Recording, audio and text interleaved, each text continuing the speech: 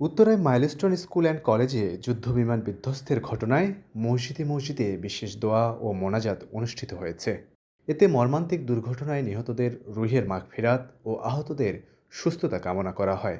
বাদজুমা বাইতুল মোকাররম সহ অন্যান্য মসজিদে নিহতদের আত্মার মাগফিরাত কামনা করে দোয়া করেন ইমামরা।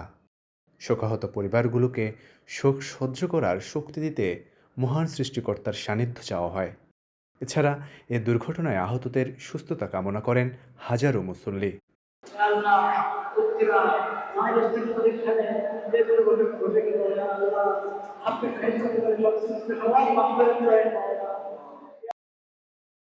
স্কুলে যে ঘটনা ঘটছে দুর্ঘটনা, এটা অবশ্যই একটা দুঃখজনক ঘটনা।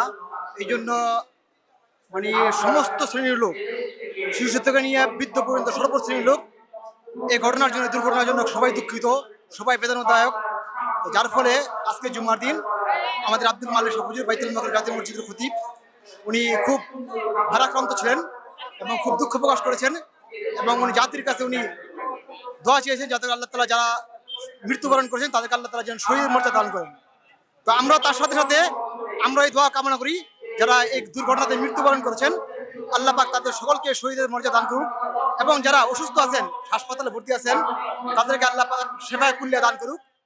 এর আগে ২৪ জুলাই প্রধান উপদেষ্টা ডক্টর মোহাম্মদ ইউনূসের সভাপতিত্বে উপদেষ্টা পরিষদের বৈঠকে সারা দেশের মসজিদ ও ধর্মীয় উপাসনালয়ে বিশেষ মোনাজাত ও বিশেষ প্রার্থনার আয়োজনের সিদ্ধান্ত হয়। উপদেষ্টা পরিষদের সিদ্ধান্তের পরিপ্রেক্ষিতে প্রয়োজনীয় ব্যবস্থা নিতে চিঠি ইস্যু করে ধর্ম মন্ত্রণালয়। এদিকে বিমান বিধ্বস্তের ঘটনায় মৃতের সংখ্যা বেড়ে দাঁড়িয়েছে ৩৩ জনে।